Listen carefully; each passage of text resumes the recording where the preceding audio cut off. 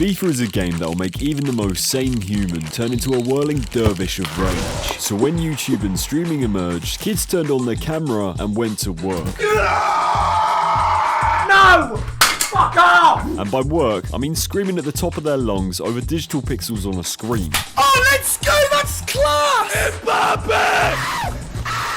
They were an integral part to an entire generation's childhood and have become ingrained in the meme economy. Finish it! Finish it! Are you f***ing sorry? But to fuel this factory of laughs and FIFA content was a different economy. One where every year hundreds of millions of dollars gets gambled and exchanged for digital currency. So how did the golden era of YouTubers win big on FIFA and a mega corporation kill its own product in the pursuit of greed?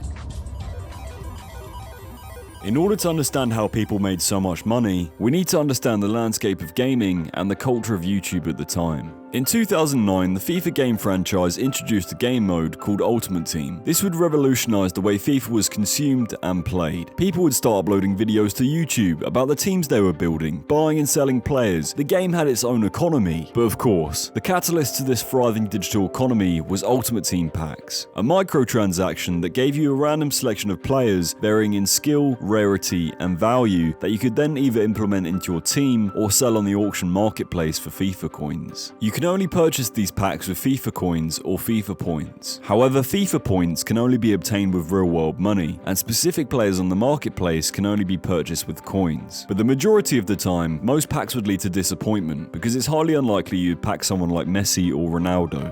In 2011, EA created a web app for the FIFA marketplace, where you could buy, sell, and trade players from anywhere as long as you had an internet connection. But this would become a catastrophic problem for EA. As soon as the marketplace became available in PC format, hackers and coin farmers began to appear on the marketplace. To avoid the brunt work of winning games, manually wheeling and dealing players for coins, and paying real-world money for a small chance of packing someone half decent, people would go on websites to buy FIFA coins with real-life money, so that they can buy players that they actually want. So how did these sellers on websites actually make the coins that they were selling? Well, most people used auto buyers or bots, but the real money makers who would produce millions of coins a day would have custom firmware installed on their Xbox, PS4, or PC, and then extracted the FIFA game code. With the FIFA game code extracted, they can then find glitches that will then generate coins. For example, the offline match glitch would entail a bot getting installed on a console, and then the bot would start a game and then immediately quit. This is because the bot fixes the match so the bot always wins and makes the coins. This then gets rinsed and repeated 24/7 automatically across hundreds of farming accounts. A real-world price would then be attached to a number of coins on the website. To redeem the coins you had just bought, you would list a worthless player on the marketplace for an amount of coins you purchased, which is then bought by the seller. So you can begin to see that if you're a YouTuber who makes FIFA content, there's a gigantic window of opportunity for money to be made. And indeed, money was made by these YouTubers. Between 2011 and 2015, the golden era of FIFA YouTube was emerging, with creators like KSI and Road to Shore creating incredibly creative series such as Race to Division 1 and Pink Slips, which would perpetuate the need for better players and the transfer market culture. This is a time when Ultimate Team was in its prime. Every man and his dog was playing the game. This created 4 levels of players on the game. 1. The whales, the people who would spend exorbitant amounts of money on Ultimate Team with their dad's credit card. 2. The people who were just addicted to the game and went broke trying to fix their habit of pack openings. 3. The average Joe who just wanted to play the game for fun. And finally, the YouTubers and streamers. These YouTubers somehow had all the best players and what seemed like an endless supply of FIFA points. This was because a symbiotic relationship was emerging. The sellers needed the YouTubers to promote the coins, and the YouTubers needed, well,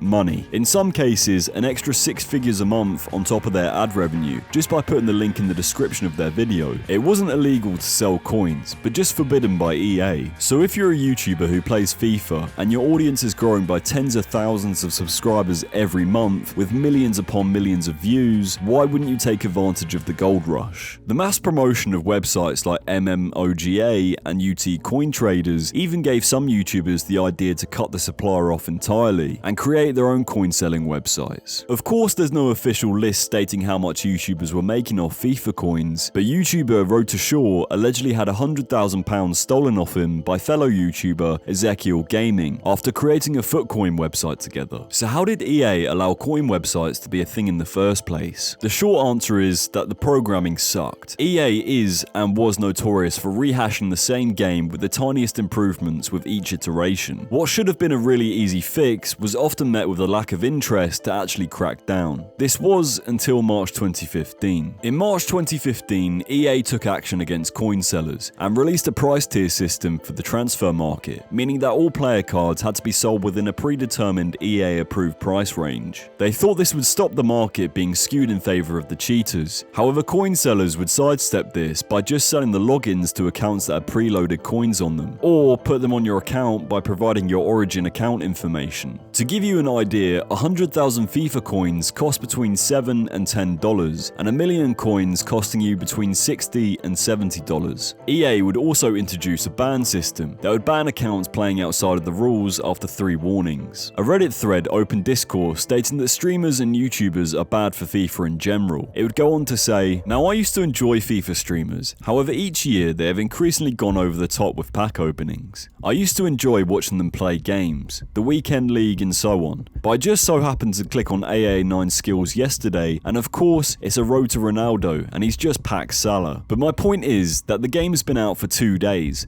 and this guy has 350k FIFA points and 1.5 million coins. Switch over to Castro and he has 2 icons and most of the top goal players with an infinite amount of FIFA points. These guys are at the end game before the game even officially launches. If this isn't encouraging kids to spend their parents' cash, or adults spending the rent/mortgage payments, then I don't know what is. EA, please for the love of God, put a daily, weekly, monthly FIFA point limit. Stuff like this will ruin people's lives, and it's all for some pixels on a goddamn screen. Stop exploiting people, it's absolutely disgusting. In 2017, YouTuber Nepenthez and his business partner Dylan Rigby were taken to court after running a website called FUT Galaxy that let players transfer FUT coins out of FIFA 17 and use it to bet on real-life football games. Winnings could then be transferred back into FIFA. Craig, aka Nepenthez, would then advertise the website across his YouTube channel. He admitted to a charge of being an officer of a firm that provided facilities for gambling without an operating license, and a further offence relating to the advertising of unlawful gambling. Nepenthez was ordered to pay £91,000 and his partner